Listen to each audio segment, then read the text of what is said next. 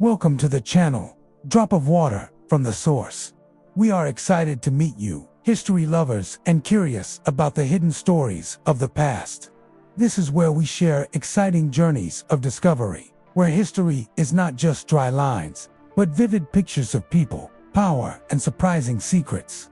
Today, we would like to introduce a brand new series, where we will step into the world of the medieval popes' characters, who not only carried the title of spiritual leader, but also left their mark with scandalous, dramatic, and sometimes unbelievable stories. Get ready for a historical journey that you will not be able to take your eyes off. A fascinating topic: scandals in church history. Have you ever wondered what lies behind the walls of the Vatican? A symbol of holiness and faith that looks like something straight out of a Hollywood movie. The history of the medieval papacy is not simply a book of Bible verses or prayers.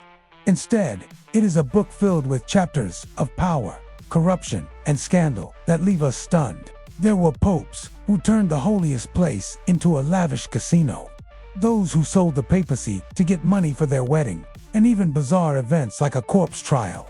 These stories are not just history, but also a mirror of human nature throughout the ages. In this series, we explore the mysteries that few textbooks mention. These are the stories of the popes who shook Europe, from the teenagers who were raised to the throne, to the men who plunged the church into crisis, with three men simultaneously claiming to be the legitimate leader. This is not just a history of religion, but a vast picture of ambition, intrigue, and the dark side of power. Imagine, would you believe that an organization considered a symbol of holiness was once the stage for such high-level drama? Historical context: the popes, the people at the top of power. To understand why these scandals occurred, we need to go back to the Middle Ages, a time when the Pope was not only the spiritual leader, but also one of the most powerful figures in Europe. At that time, the Catholic Church was not only a place to spread the faith, but also a huge political force. Popes could crown kings, depose kings, and even decide who won or lost bloody wars. They bestowed blessings or curses, and their words carried as much weight as the commands of kings. The papacy thus became a target of many rivalries. Italian noble families, French and German kings, all sought to place their own men in this seat of power. Choosing a pope was not always a matter of faith or holiness, but was often the result of secret negotiations, heavy bribes, and sometimes even violence. Many popes came from noble families, brought into the church not to serve God, but to consolidate their family's power. Given this background, it is not surprising that some of them lived more like princes than humble monks. They built magnificent palaces, threw lavish parties, and sometimes were involved in dark intrigue. What will this series bring?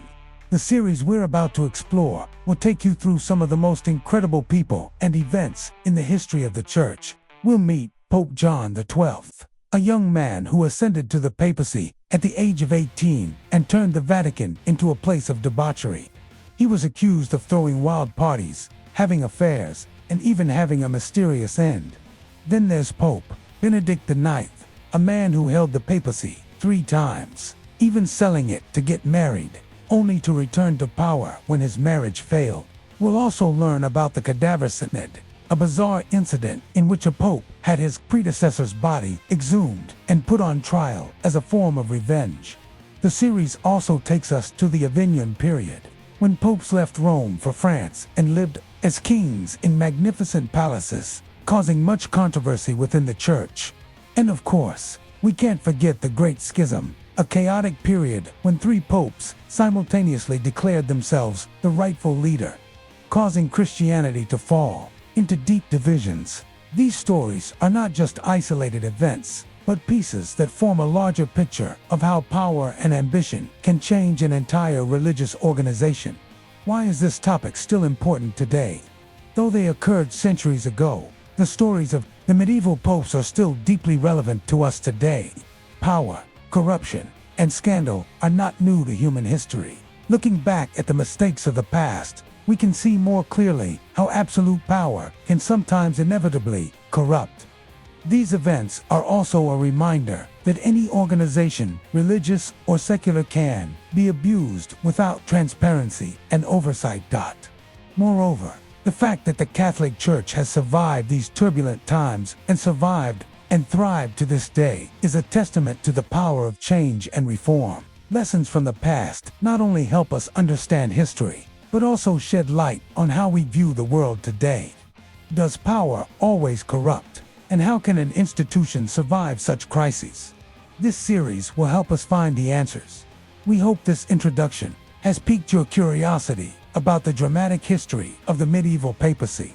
If you find this content interesting, please click like, subscribe to the channel, Drop of Water from the Source, and leave a comment to share your thoughts. Your support is the biggest motivation for us to continue bringing more fascinating historical stories. Follow the channel so you don't miss the next part, where we will delve into the life of Pope John XII, one of the most scandalous figures in the history of the Church. Thank you for joining us, and see you in the next episodes. Below is the complete article for Part 2, The Medieval Papacy, Power and Infamy, written in approximately 1,500 words. I have used new language, kept the style interesting, humorous, and emphasized the characteristics of each part, while ensuring the connection with the introduction and the following parts. Part 2, The Papacy in the Middle Ages, Power and Scandal. Welcome back to our series, exploring the dramatic dark side of medieval papacy. If you watched the first part, you'll remember that we opened the door to a world where the heads of the Church were not just holy preachers, but ambitious power players.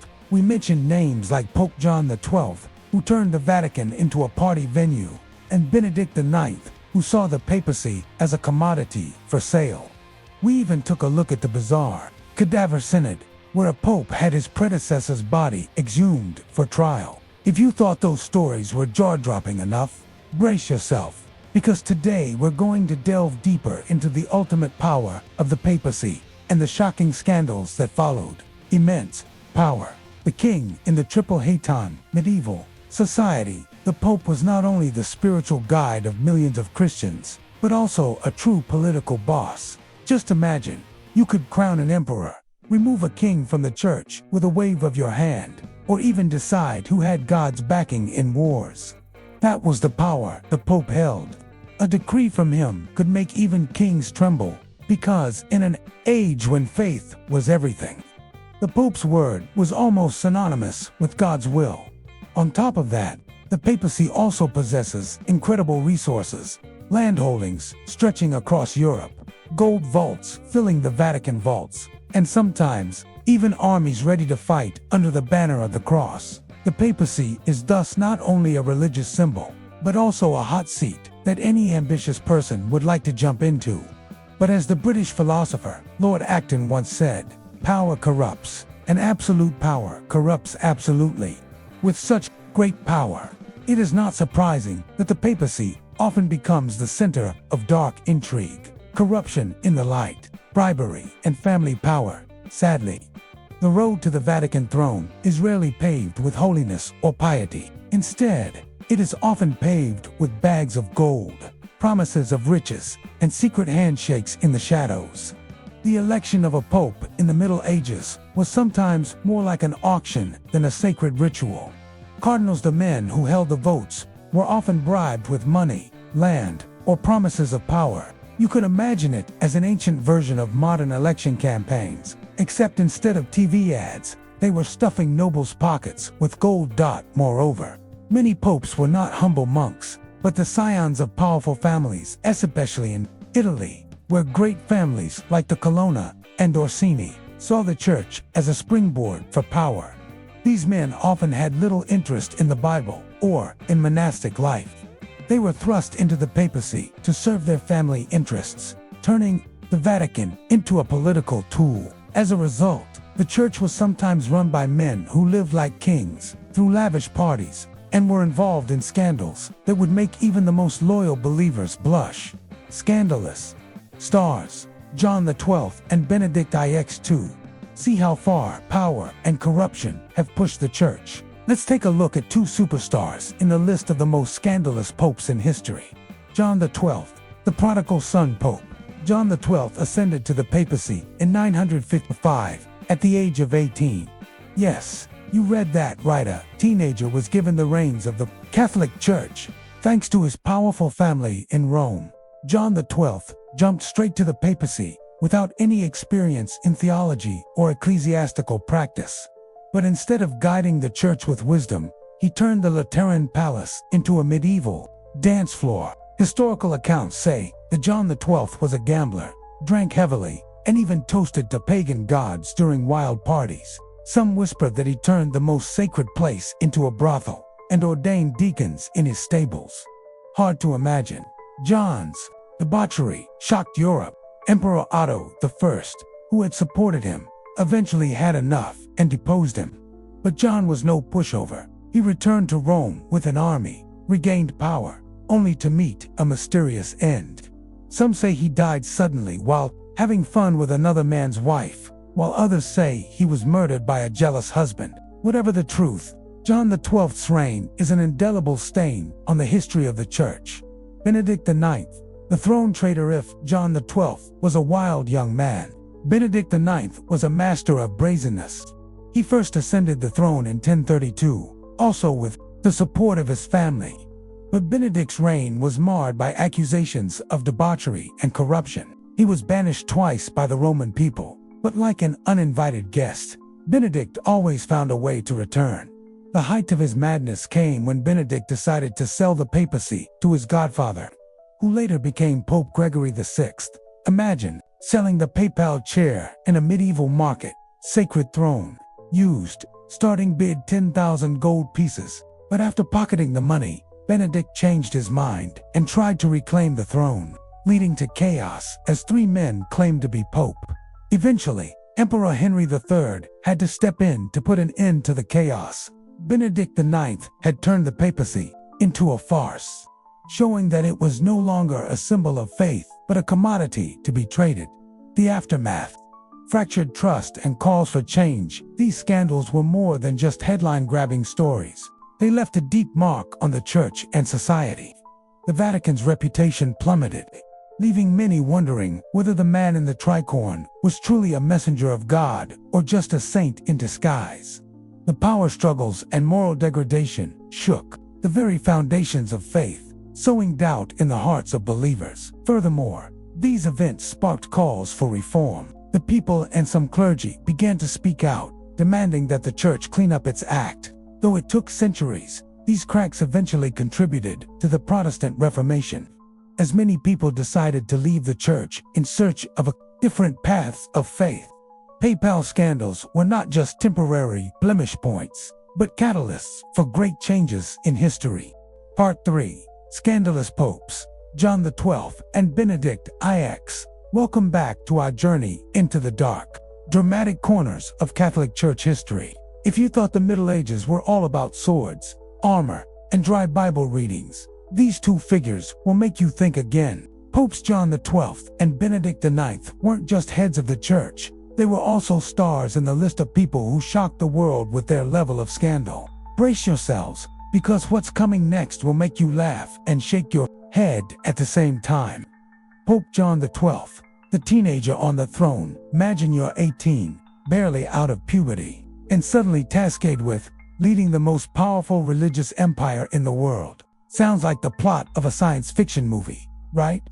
But that's the true story of Octavian, a Roman nobleman who unexpectedly became Pope John XII in 955. That's right, a teenager wearing a triple crown, wielding a shepherd's staff, and sitting on the throne of St. Peter. What do you think he would do with that power? Let's find out. Vatican turns into amusement cave. It didn't take long for John XII to transform the Holy Palace into a medieval dance floor. Instead of reading prayers or giving blessings, he preferred to hold lavish parties in the Lateran, a place that should have been a symbol of respect. Instead, it quickly became a den of debauchery, with wine flowing freely, laughter ringing, and countless ladies ready to serve the young pope. Historical records also say that John XII was so fond of gambling that he could lose a fortune in a single night. A talent that certainly wasn't written in the papal manual. And yet he was accused of doing things that left no one in awe. It was rumored that John XII had invoked pagan gods like Jupiter and Bacchus during drunken feasts, an act that even pagans would call excessive. He even ordained a man in his stables, as if that were the most sacred place in his eyes. These stories were more than scandals. They were a testament to the chaos that a young man with so much power could cause. Controversial death, but all parties must come to an end. John XII's debauchery eventually reached the point where Emperor Otto I, his former supporter, could stand it no longer.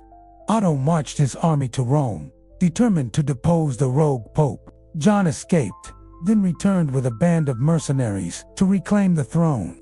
The power struggle seemed to drag on, but fate had other plans. One day, John XII was found gone forever. Some say he died suddenly while making love to another man's wife. Others claim he was murdered by a jealous husband. Whatever the truth, John XII's reign ended in eternal infamy, leaving a deep stain on the history of the Church. Pope Benedict IX, the man who turned the throne into a commodity. If John XII was a spoiled brat, Benedict IX was a master of manipulation and profiteering. He sat on the papal throne not once, but 3 times, a record that no one wants to break. First crowned in 1032 at a very young age, with the backing of his powerful family, Benedict IX quickly turned his reign into a mess of greed and scandal. The throne, buy it, sell it, and reclaim it. Benedict IX was not popular in Rome. He was deposed twice for his debauchery and plundering of property. But each time he was banished, he returned like a shameless guest, determined to reclaim his hot seat. The height of his brazenness came in 1045, when Benedict did the unthinkable. He sold the papacy. He gave the papacy to his godfather, the future Pope Gregory VI, to raise money for his wedding. Yes, he turned the holiest office in the church into a marketable commodity, as if he were selling an old shirt. But the story doesn't end there. After pocketing a considerable amount of money, Benedict suddenly regretted and returned to claim the throne, causing a rare chaos when 3 people proclaimed themselves pope at the same time. The people were fed up, the church was humiliated, and Benedict continued to act as if nothing had happened. In the end, Emperor Henry III had to step in to quell the chaos, permanently deposing Benedict and banishing him from Rome. However, his name was still recorded in history as a classic example of unlimited abuse of power. Aftershocks from the disgraceful dynasties, what John XII and Benedict IX left behind was more than just a shocking story. They also created deep cracks in the heart of the church. The Vatican's credibility was so badly damaged that people began to ask if such men could become popes. How trustworthy was this institution? The faith of the faithful was shaken, and quiet discontent spread. These scandals also paved the way for outside interference. Emperors and princes began to take a greater hand in choosing popes, hoping to prevent incompetence from taking power. Still, it would be centuries before the church would truly clean up its image through major reforms.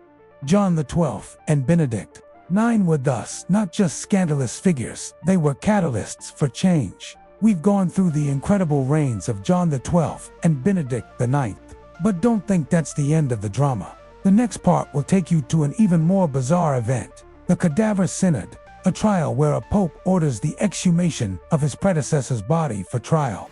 A corpse in the dock is that even a horror movie would dare to imagine. Stay tuned, because the story is about to make you shiver even more. Part 4, Family Scandal and the Corpse Sergius. 3, and the Cadaver Synod. Welcome back to our series exploring the dark and dramatic corners of Catholic Church history. If you thought the stories of infamous popes like John XII and Benedict IX were jaw-dropping enough, brace yourself for this installment. We're about to enter a darker and more bizarre chapter, a trial where a corpse is the defendant, and a pope with scandalous family ties. Yes, you heard that right. We're talking about the Cadaver Synod and Pope Sergius III. Buckle up, because the roller coaster of history is about to begin. Cadaver Synod, the most horrifying trial in history. Imagine a courtroom where the Pope is the judge, the cardinals are the jury, and the defendant is a long-dead corpse. It sounds like the plot of a horror movie. But this is a real-life event known as the Cadaver Synod corporal trial. In 897, not only is it one of the Church's most bizarre moments, it's also a testament to how far hatred and political infighting can push people. Background: the power struggle behind the throne. To understand why a pope would decide to exhume his predecessor and put him on trial, we need to go back to the turbulent political landscape of Rome. In the late 9th century, the Church was divided between rival factions, each seeking to install its own candidate on the papacy. Pope Formosus, who died in 896, was one of the casualties of this conflict. He had been supported by one faction, but after his death, the opposition led by Pope Stephen VI was determined to tarnish his legacy.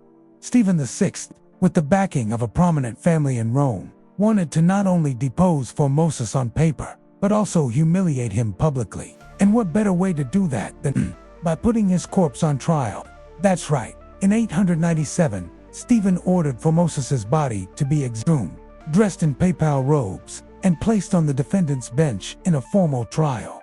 Trial of the insane. The scene: a decomposing corpse, sitting on a chair, represented by a young deacon who had to answer questions on his behalf. Formosus was accused of crimes, including illegitimate papal accession and violations of church law. Of course, the corpse could not defend itself, and the outcome was predetermined. Formosus was found guilty.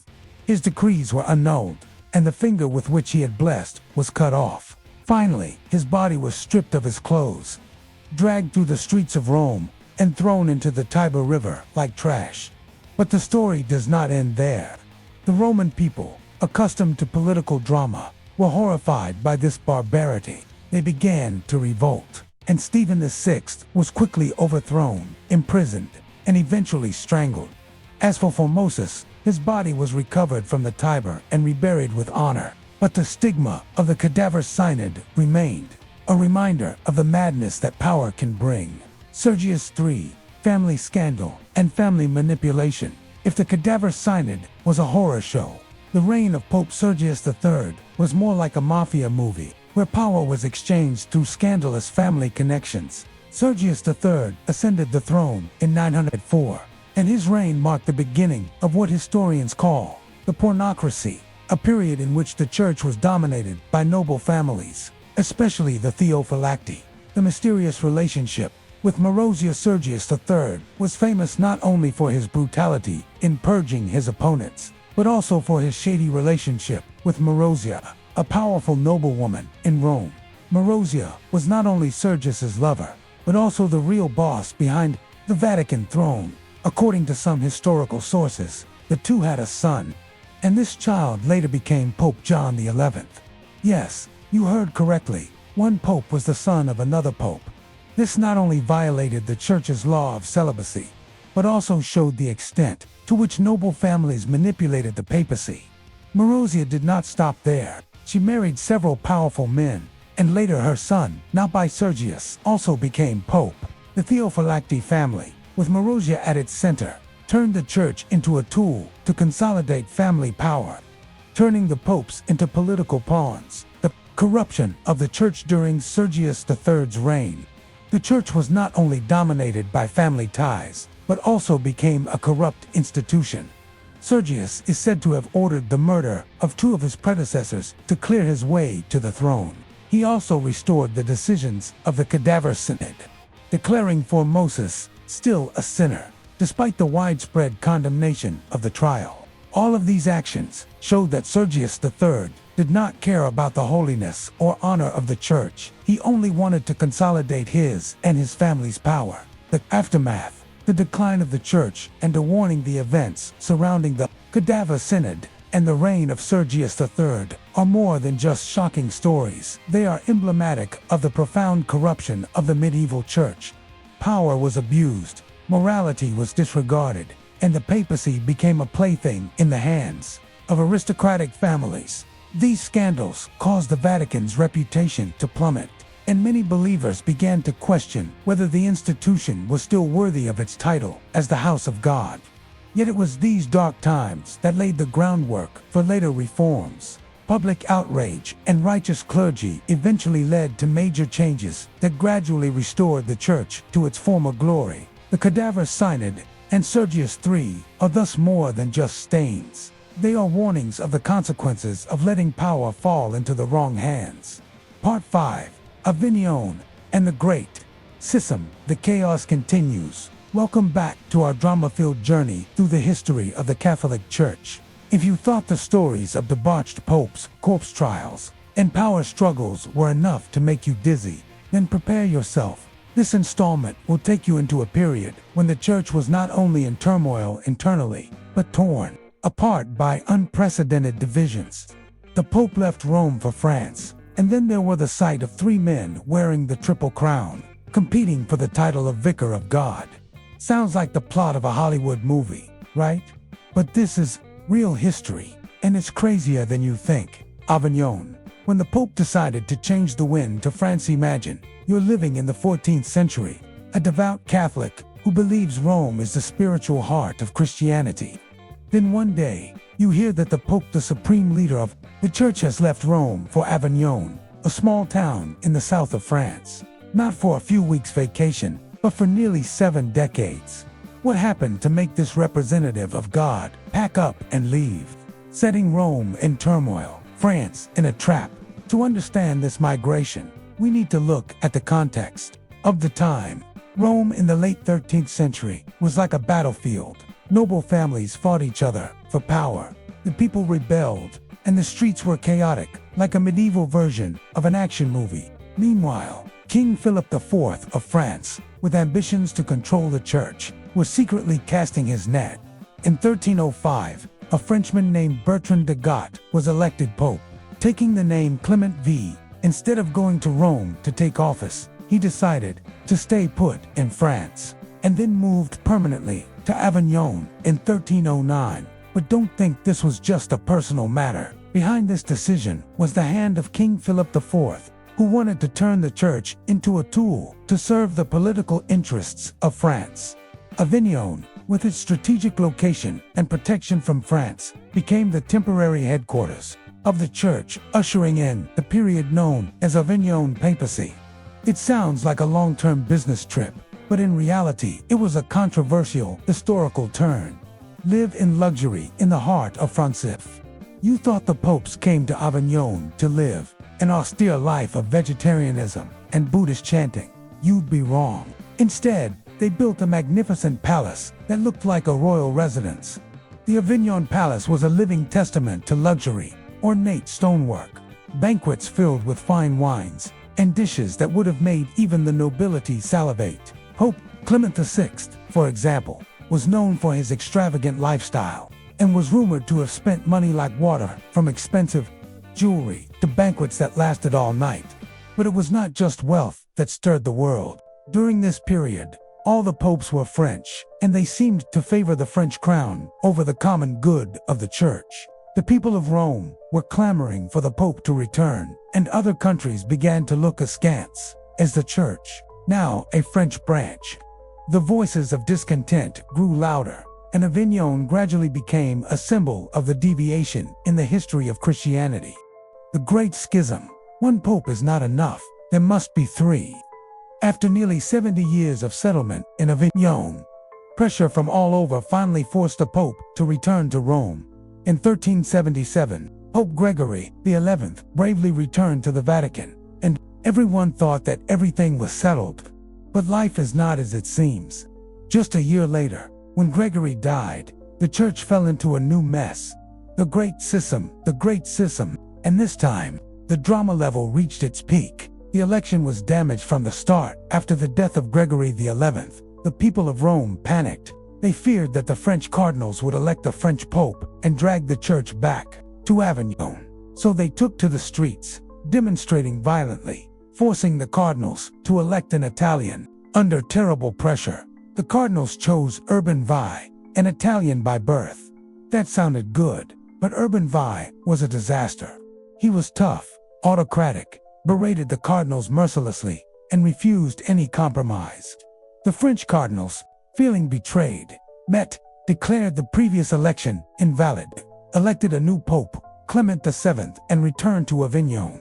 The result: the church now had two popes, Urban VI in Rome and Clement VII in Avignon. Each claimed to be orthodox, denounced the other as the Antichrist, and drew support from other nations. France, Scotland, and Spain sided with Avignon. England, the Holy Roman Empire, and much of Italy supported Rome. Christianity was cut into two pieces, and the faithful wondered, who is the real pope? 3 popes, chaos at its peak. Think 2 popes is too much. Not yet. In 1409, a council was convened in Pisa to clean up the mess. They decided to depose both popes and elect a new one. Alexander V sounds reasonable, but life is fickle. Both popes stubbornly refused to step down, and the church jumped from 2 popes to 3, one in Rome, one in Avignon, and one in Pisa. 3 men in tricorns, and with shepherd's crooks, snarled at each other, while the faithful watched, their heads spinning. The situation was like a tragic comedy. Nations took sides like football teams, and people were confused about who to pray for. The crisis lasted for nearly 40 years, until the Council of Constance in 1417 stepped in. They deposed all 3, elected Martin V as sole pope, and finally brought it to a close. The Great Schism. But the price to pay is not small. The aftermath, deep cracks and historic turning points. The Avignon period and the Great Schism were not just periods of turmoil. They shook the foundations of the church. The Vatican's reputation hit rock bottom, and many began to question the sanctity of the papacy. Movements for reform began to emerge, and voices of protest grew louder. The Great Schism served as a warning that when power is abused and politics interferes with religion, the result is disintegration. However, it was these storms that forced the church to look back and gradually change. From the ashes of division, the church sought to reunite and consolidate its position. Once again, history proves that no matter how chaotic the situation, Christianity still has the strong vitality to overcome. Part 6. The Renaissance. Alexander VI and the Borgia family. Welcome back to our drama-filled history series. If you thought the previous popes had left you gasping for air with their debauchery and exhumation, congratulations, you haven't seen anything yet. Today, we enter the Renaissance, where the arts were booming, but the church was in the hands of a family that had Europe talking. The Borgias, with Pope Alexander VI at the helm, and stars Cesare and Lucretia in tow. The Borgias transformed the Vatican into a hodgepodge of power, corruption, and scandal that would have even Hollywood balk at its heels. Brace yourself, because this story will leave you both amazed and glued to your eyes. The Renaissance. When art and chaos lived together. Before we get into the main drama, let's set the scene. The Renaissance, the name itself sounds fancy, was when Europe emerged from the darkness of the Middle Ages into the light of culture, art, and science. Names like Michelangelo, Leonardo da Vinci, and Raphael turned the world into a giant gallery. Rome, Florence, Venice, these cities were not only beautiful, but also arenas of power and ambition. But don't let the glamour fool you. Behind the beautiful paintings is a society rife with intrigue. The Catholic Church, once a symbol of faith, has become a stepping stone for the power-hungry. The Pope is no longer a spiritual guide, but a political boss, willing to use money, troops, and dirty tricks to consolidate his position. And no one did it more at the top than Alexander VI, who turned the Vatican into a playground for the Borgia family. Alexander VI. From briber to Vatican hegemon. Rodrigo Borgia, the name itself screams power, was born into a Spanish noble family and ascended to the papacy in 1492, taking the name Alexander VI. But don't think he got there through prayer or saintliness. Rodrigo played an Olin game, bribing cardinals with gold, land, and sweet promises. Some have said the election was like an eBay auction, all but missing the buy it now button. Once on the throne, Alexander VI wasted no time in turning the church into a family business. He publicly declared his illegitimate children, an act that would make the front page of a tabloid today, and gave them the most lucrative positions. This wasn't just nepotism. It was nepotism on a pro-max basis. Let's meet the main characters. Cesare Borgia, Cardinal and eldest son. Cesare Borgia was a living testament to how far hereditary could go. At 18, Cesare was made a cardinal, a prestigious position in the church, though he seemed more interested in swords and blood than in scripture. Cesare later took off his cardinal's hat, took up his sword, and became a general of the church's armies. With his father's backing, he conquered a series of Italian city-states, converting them into Borgia territory. Cesare's opponents, they would mysteriously disappear, sometimes by dagger, sometimes by poison. Cesare was said to be the embodiment of ruthlessness, to the point that Niccolò Machiavelli fangirled over him in his book King Lucretia. Borgia, the reluctant queen then there was Lucretia, Alexander's famous, but also infamous daughter. In the eyes of many, Lucretia was the bad girl of the Renaissance, beautiful, seductive, and rumored to be an expert in poison. But what was the truth? Lucretia was a pawn in the hands of her father and brother. She was married off again and again to cement political alliances, a kind of medieval Tinder, without the ability to swipe left. Despite her bad reputation, Lucretia was actually very intelligent and later proved herself to be a talented leader in Ferrara. Yet the shadow of the Borgias did not let her go.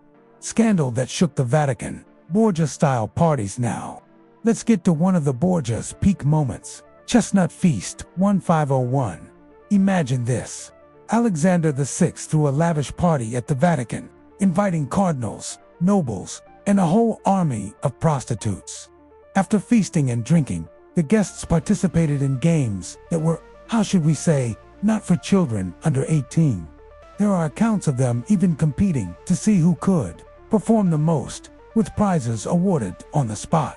While some have argued that this story is exaggerated, it is nonetheless evidence that Alexander VI's reign took depravity to new heights. That wasn't all. Alexander was rumored to have had dozens of mistresses, and it was rumored that he had an affair with Lucretia herself.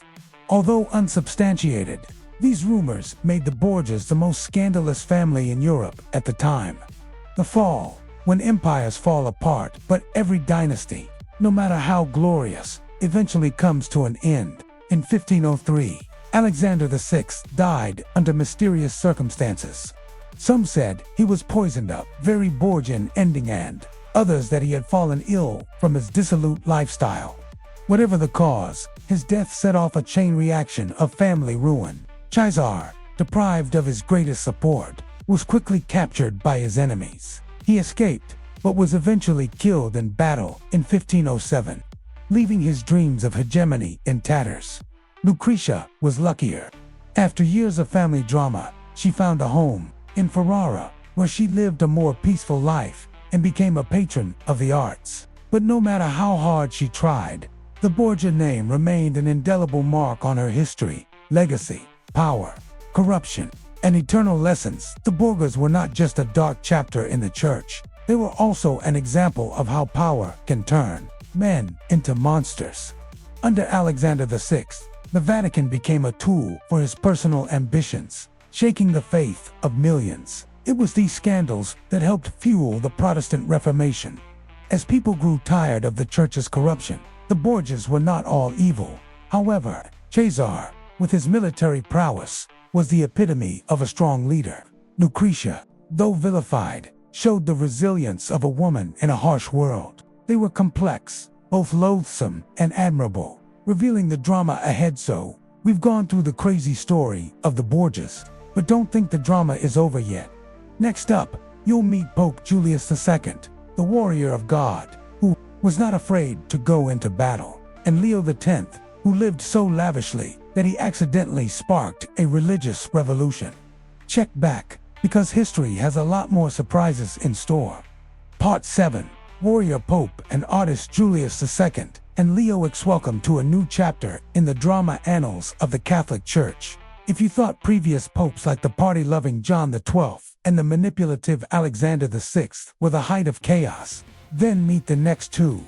Julius II, the warrior pope who was ready to charge into battle, and Leo X, the luxury prince who turned the Vatican into an art show. These two men were not only spiritual leaders, but also Renaissance superstars, with stories both epic and bizarre. Brace yourselves, because history is about to unleash some jaw-dropping plot twists. Pope Julius II.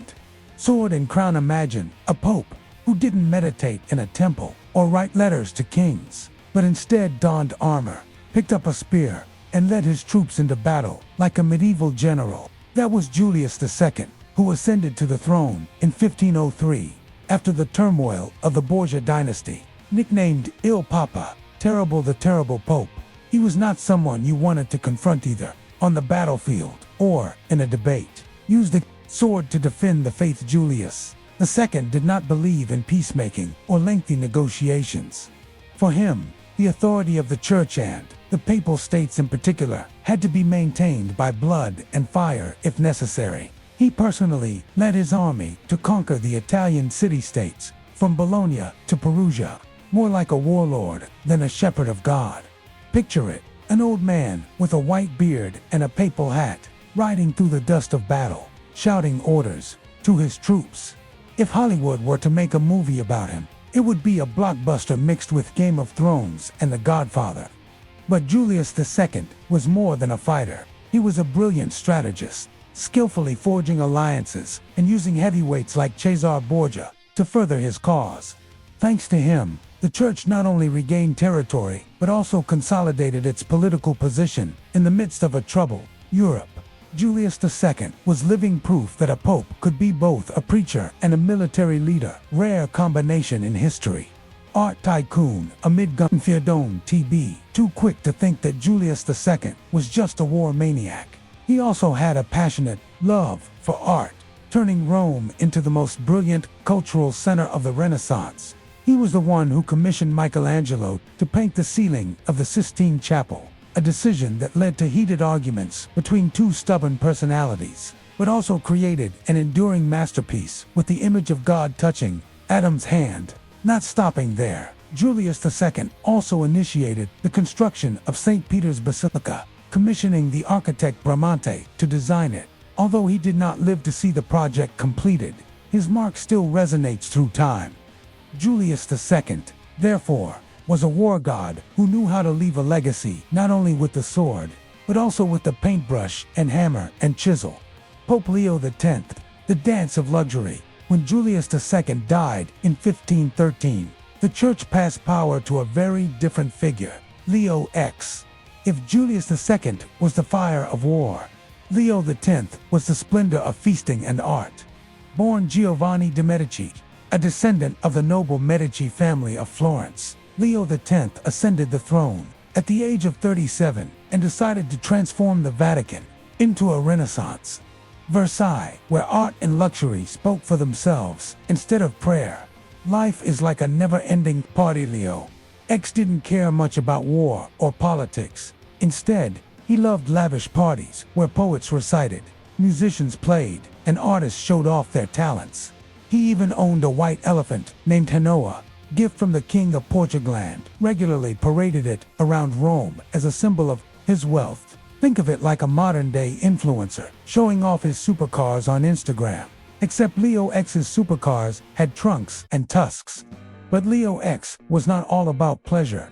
He continued to patronize great artists like Michelangelo and Raphael, helping them create works that would make the Renaissance famous. Under his watch, Rome became a grand stage where art and culture competed to shine. But this glamour did not come cheap, and the way he made money inadvertently opened a new and tumultuous page in history, selling amnesty and the flame of revolution to maintain his lavish lifestyle and fund projects like St. Peter's Basilica. Leo X needed money, lots of it. His solution: selling indulgences, sin coupons that allowed the buyer to shorten his time in purgatory.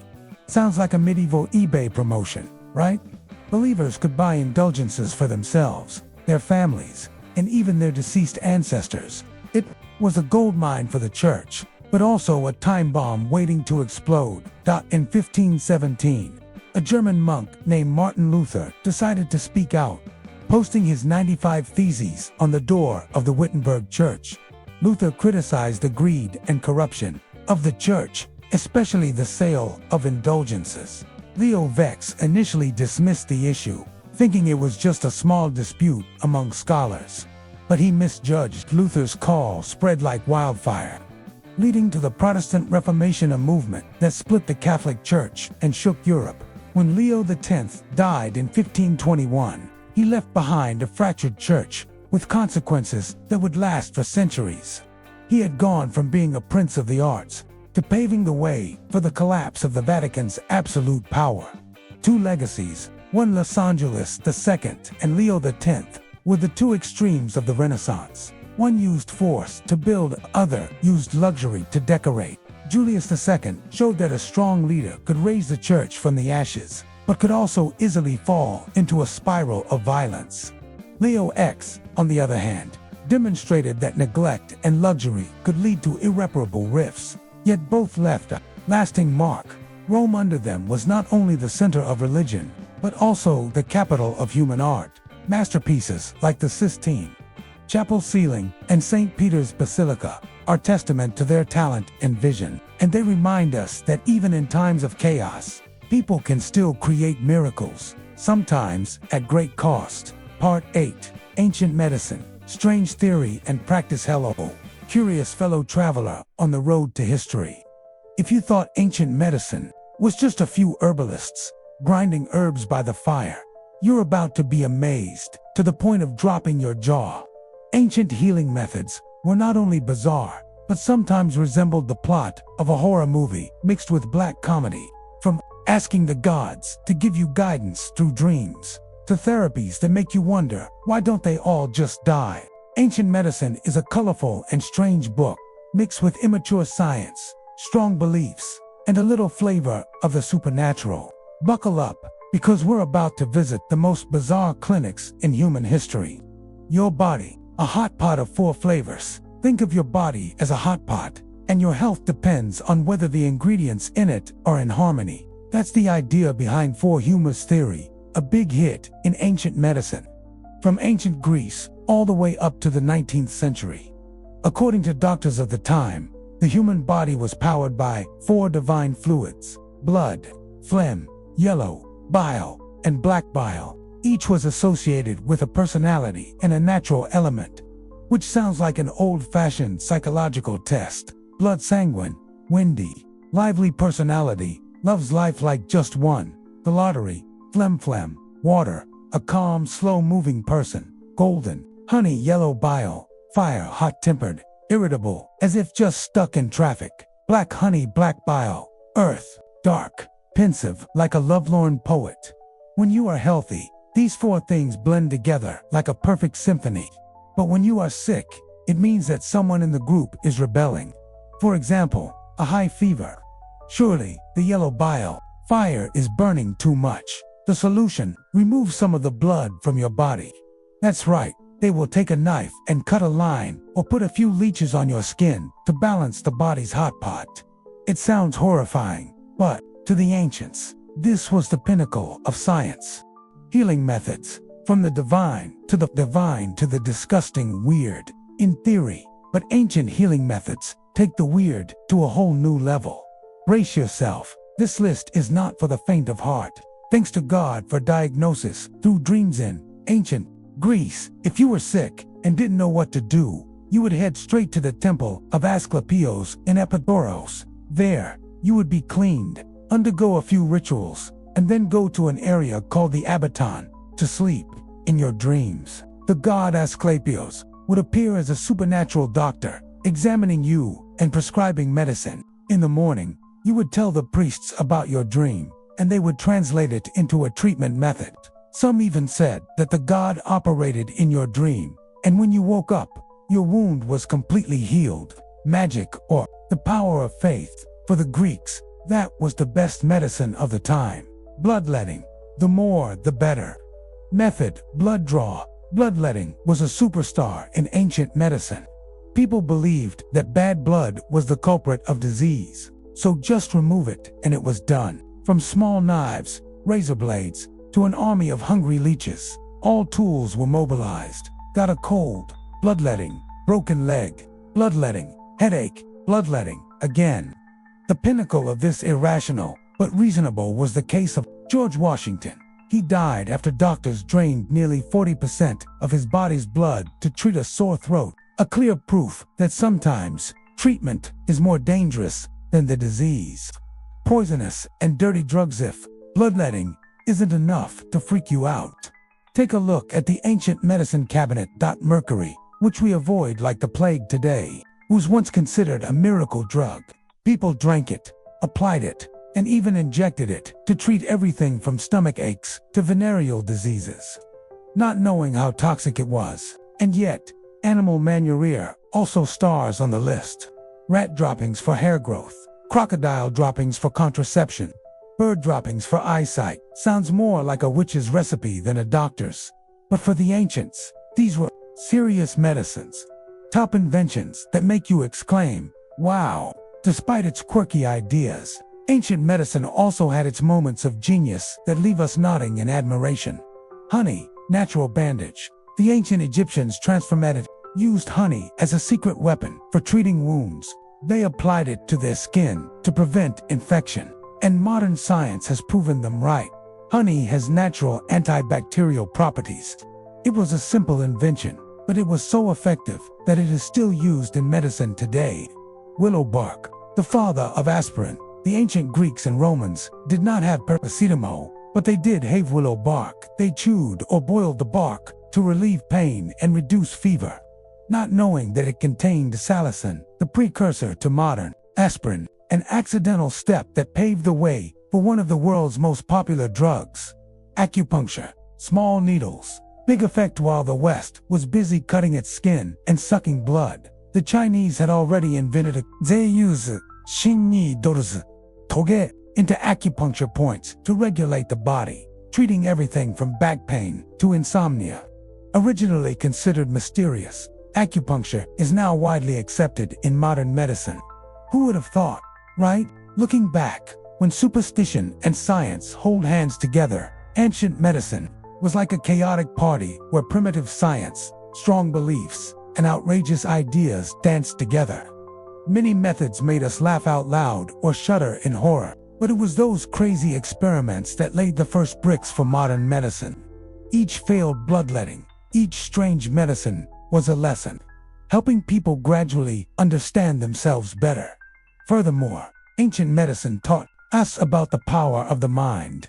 Thousands of people were cured by dreams at epidurals, proving that faith can sometimes work miracles. Today, the placebo effect remains an integral part of medicine, reminding us that the mind is just as important as the body. Part 9. Ancient Economy. From wheat to coins. Welcome back to our thrilling journey through history. After wading through the drama of medieval popes and laughing at the bizarre cures of ancient medicine, it's time to open our wallets, or rather, our bags of wheat, to see how the ancients made their fortunes, spent their money, and sometimes went bankrupt.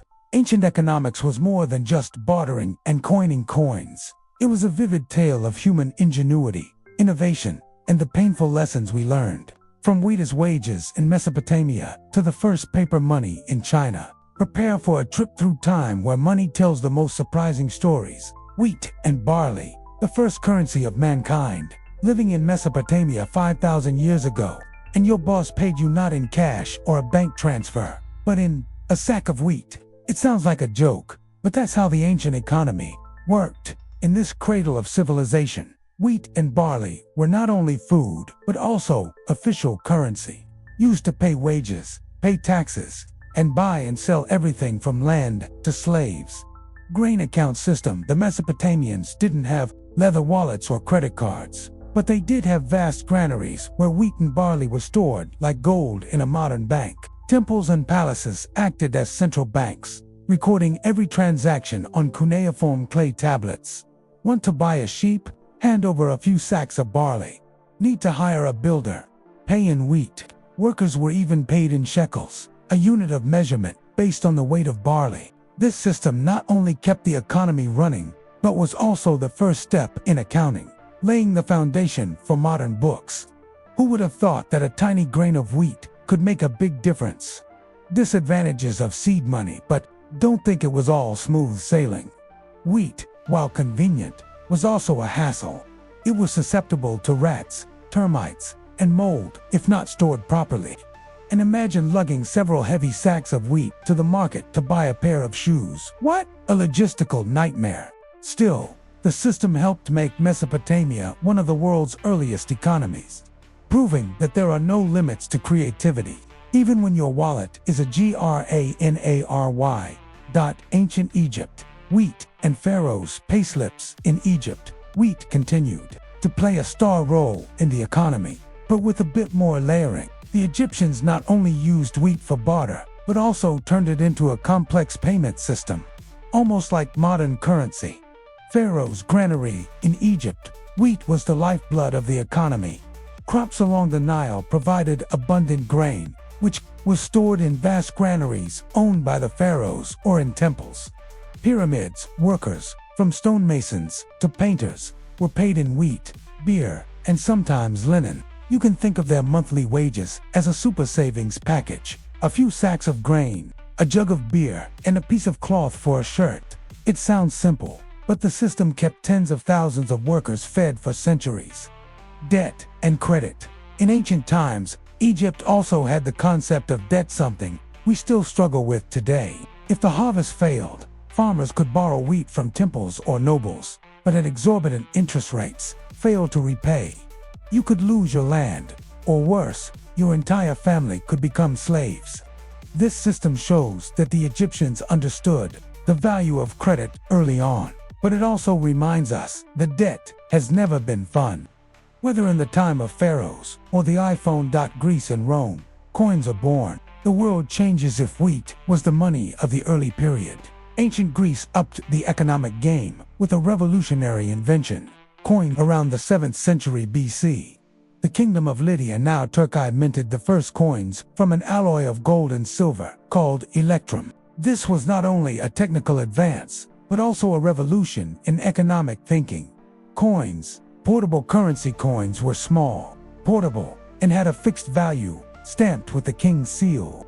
No more carrying sacks of grain or weighing goods. A few coins could buy a pot or a goat. The invention spread quickly throughout Greece, and city-states like Athens began minting their own coins, bearing symbols like the owl of Athena. Coins were not just money, but also advertisements for power and culture. Moreover, they helped trade boom, turning the Mediterranean into a bustling open-air market. Rome, taxes, inflation, and a costly lesson. The Romans took coins to a new level. With their denarius became the dollar of the empire. But they also faced a problem that still plagues us today: inflationary.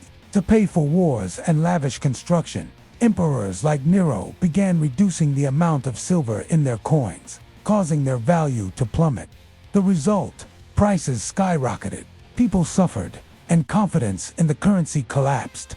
The lesson from Rome: don't print money indiscriminately, or else your entire economy will collapse. China, paper money, and its pioneering steps. While the West was busy counting coins, China during the Song dynasty did something that later made the whole world admire: inventing paper money.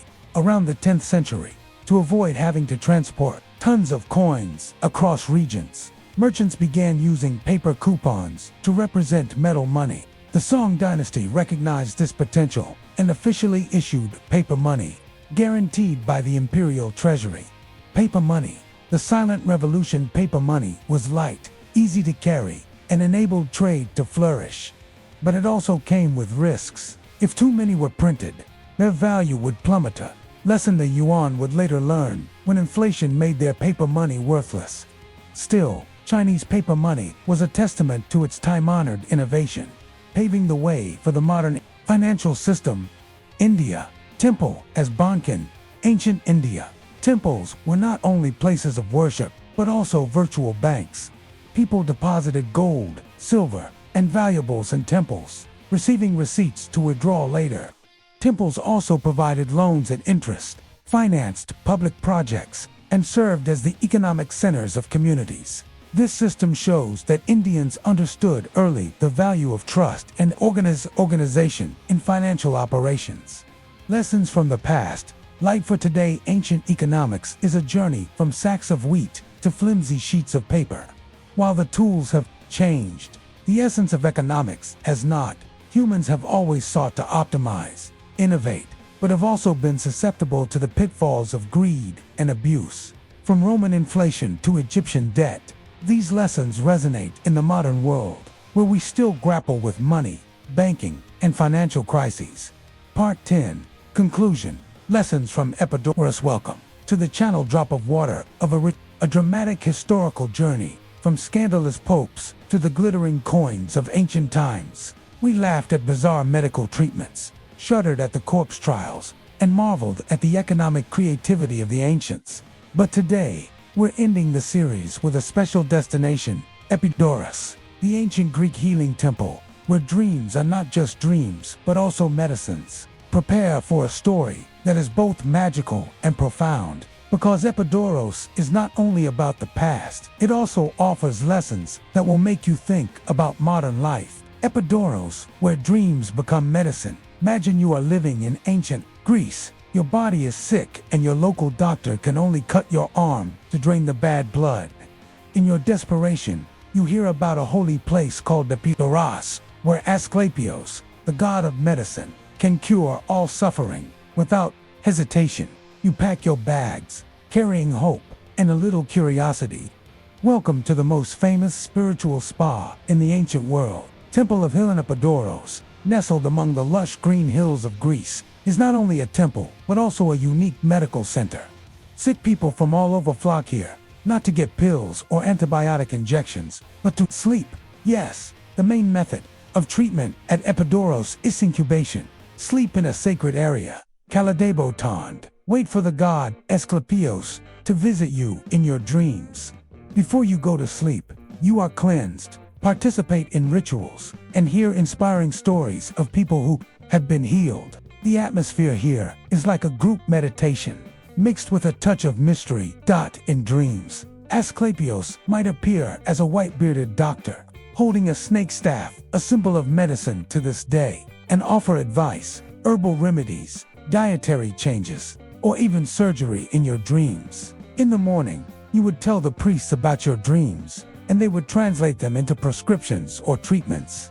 Miraculously, thousands of people claim to have been cured of ailments, from joint pain to blindness to seemingly incurable injuries. Magic or science? The answer is probably a little of both. The power of belief. The invisible medicine Epidaurus was not only a place of healing, but also a living testament to the power of the mind. Think about it. You travel hundreds of miles, overcoming hardships, to reach a place filled with hope and reverence. You bathe in sacred springs, hear stories of miracles, and sleep in peaceful surroundings, with a strong belief that the gods will save you. All of this can trigger what we now call placebo effect, when belief in being healed actually helps the body heal itself. Psychology and environment. The secret of Epidaurus. The ancient Greeks, who did not know the word placebo, inadvertently created the perfect healing environment. Epidaurus not only had temples, but also a famous theater still in existence today, where plays and music helped patients relax. The fresh air, the cool spring water, and the sense of community all made for a powerful spiritual medicine. The rituals were like an ancient version of psychotherapy, making patients feel cared for and hopeful. Moreover, some of the prescriptions from dreams are surprisingly accurate. For example, Asclepios advised patients to change their diet or exercise advice that modern doctors would agree with. In some cases, dream surgery may be the body's way of healing itself when it gets enough rest. Epidaurus, then, is not only a place for the gods, but also a place where humans discover their own hidden powers. Lessons from Epidaurus. The past illuminates the present. The story of Epidaurus is not only an interesting chapter in history, but also a mirror for us to look at how we live and heal today. In the modern world, where machines and pills dominate, we sometimes forget that the mind and the environment are also important. Doctors, faith and community. Epidaurus is a reminder that faith, whether in a deity, a doctor, or yourself, can create miraculous changes. Today, studies show that patients who believe in their treatments recover more quickly. What's more, feeling connected to a community, like the patients at Epidaurus, also reduces stress and improves health. In an age when many people feel lonely, this lesson in connection is even more valuable. Balance between mind and body. Ancient medicine, while full of bizarre ideas like bloodletting and mercury drinking, also had moments of genius when it emphasized balance. Epidaurus taught us that healing is not just about repairing the body, but also about nourishing the soul. A good night's sleep, a healthy meal, or a conversation with a friend can be just as powerful a medicine as an antibiotic. In today's busy world, do you ever stop to take care of your inner self? Humility before the mystery of man. Ultimately, Epidaurus is a reminder that we still don't know everything about humans. Despite all the advances in science, stories of people cured by dreams or faith still leave researchers puzzled. Perhaps, amid all the modern chemistry and machinery, there is still room for a little bit of mystery, something that sets us apart from machines. Series end, a journey. Lots of inspirations, so we've come a long way, from scandalous popes like John XII and Alexander VI, through the glittering coins of Greece, to the healing shrine of Epidaurus. History is more than a dry record of events. It's the story of people, with their ambitions, their mistakes, and their moments of wonder. Each chapter in this series offers a lesson. Power can corrupt, creativity can change the world, and faith can heal the deepest wounds. Thank you for joining us. Drop of water of originAre. These stories. If you love the series, please click subscribe channel and leave a comment sharing your thoughts. What did you learn from Epidaurus, or what topics would you like us to cover? Your support is the motivation for us to continue digging into the treasure trove of history, bringing new and surprising journeys. See you in the next series, where history will continue to prove itself more fascinating than any movie.